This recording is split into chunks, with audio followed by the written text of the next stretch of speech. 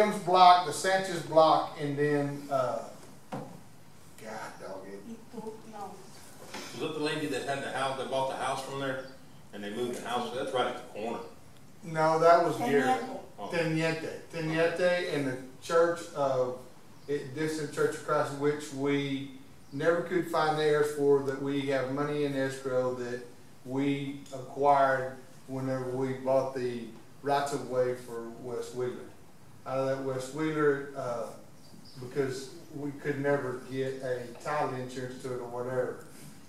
It's our property, but we can't build anything. A full-time structure cannot be in. And it's roughly an acre and a half. And if you're sitting on Business Park Avenue at the stop sign and looking at the park, it's to the right of that cottonwood tree. Where they moved the dirt that time? Where we moved some of the dirt. It's to the left of it.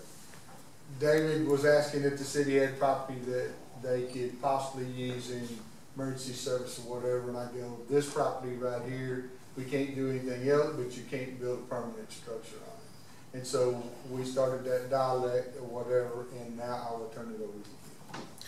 So basically, what I'm doing is basically gathering information to see exactly when and what we're going to do here. Okay. So as Banks mentioned, I reached out to him to inquire if the city had any lots available that we could use to, you know, either put some type of portable facility there that could be used as a station, or we're also looking at option 2, which would be more of a permanent solution. Reason being is for one, well, as y'all know, we are growing, and we're sort of walking over ourselves, if you may, at the current facility. We've come a long way. We've gone from, you know, when we first moved into the building, running, you know, 250 calls to, you know, upwards of, well, now we're going to be pressing 1,500, 1,600 calls a year. And so, you know, we have roughly 35 employees, and, you know, right now currently there's 3 ambulances that's inside that station down there. And so, you know, between us and between fire department, you know, there's a lot going on down there.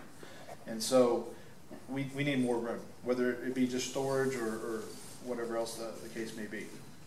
And so, again, we're starting budgeting time of year, and so inquiring as to, you know, what the city has available out there. I spoke with Johnny Stahl today or the EDC to see what they had available, because as Banks had mentioned, this piece of property that we spoke about tonight is only available for a portable facility. Should we choose to go something more permanent, then we would have to go with another lot. So that's basically where I'm at. Wanted to see what y'all's thoughts were, if this was something that was doable between ESD3 and the city, should we choose to go a portable, and if so, what's the next steps? But again, I have no time frame. I don't know right now. This is more so just a informational gathering type. Why does it have to be portable on that lot? Because you can't build a permanent structure. Why not? The property was never, we don't have a clear title to it. You said that earlier. And it was, correct. At some period of time, we searched for all the heirs that you could go and could not come up. So it's a piece of property, whether we use the right of domain and such to get that, and at some period of time, there could be a possible heir that shows up and said, and prove that they have lineage to inherit that property and go, I want my property. Is there a time limit when you post something if heirs come forward? The way it was explained to me, that's eternity. Because I go, well, this piece of property we'd like to market or whatever, and our attorneys go, you will not ever be able to market that property. This is what it gave you. It gave you the right to put that, take the property and use part of it as that right of way, because we could never find somebody to write. And seeing those funds were put in an escrow, and they're sitting in the state escrow, just sitting there.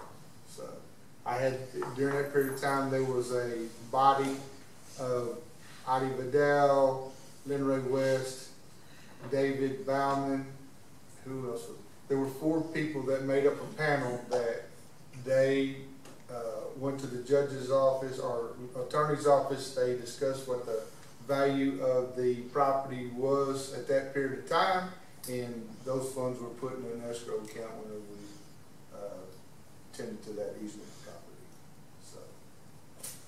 So we're just here to say it's okay.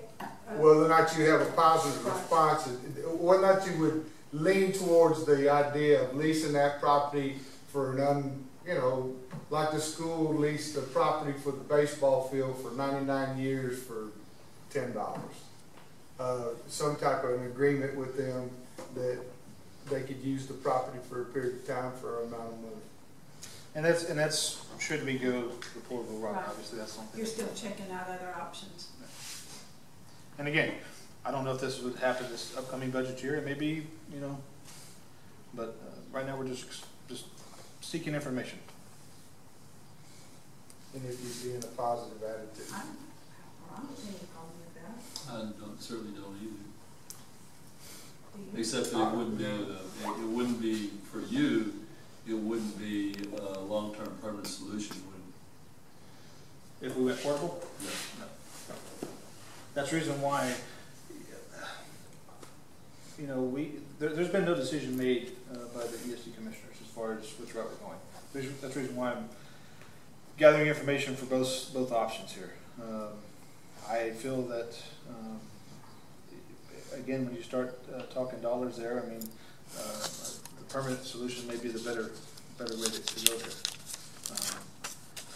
We just originally had spoken with banks, and I guess that was before we learned, or I had learned, that we couldn't put a permanent structure on that piece. So apparently, for David's point of view, you are in a positive manner that if that point in time came that y'all would be interested in visiting and talking about terms of what a long-term lease for them to be able to do that. Okay. Do we need to say anything? I wouldn't think at this time. Are you watching the baseball? Other than you. No, I'm just sitting here thinking, I'm gonna be a little bit different. I have no problem with y'all leasing. I don't know if we want to give them a long-term lease. Well, It may be something that we do, just because if you do get a permanent solution somewhere, we might want you to clean it up instead of, we caught a lot of heck over it, and the eyesore type stuff. So I don't have a problem leasing it to you, but I don't know that I want to do a 99-year lease. But I'm just throwing that. I want you to know that, we don't have a problem doing 2 or 3 years, and then come back and do it 2 or 3 years, because we can't never build nothing there. But if we ever see that you move somewhere else and you left a bunch of remnants, we may have to. While we're on this conversation, I mean, I know you and I talked about it the other day as far as zoning. Would that have to be rezoned? Not at that time. No. So even if it was living quarters / office, it would not have to be rezoned. The way the law states is, as long as it has your title on it, that we can make amendments through the city and don't have to go through the process, because it's like schools don't have to go through zoning. Same thing with your agencies. If we wanted to put a firehouse within the main body of school, we don't have to go through any kind of zoning or whatever. It's accepted. somebody might live there? Well, our on-duty crews, they stay there 24 hours a day, 7 days a No, week. you meant, not a permanent living, not somebody living there full time. Whoever's working that day stays. No, I know, but I meant, Not a family. No. Not a No. family. No. It'll be a dormitory type situation. Other than that, I don't have a problem. That's one thing I got to say, Okay, so I guess we'll see what you want to do. We have no problem in talking to y'all about it. Everything's okay. Okay?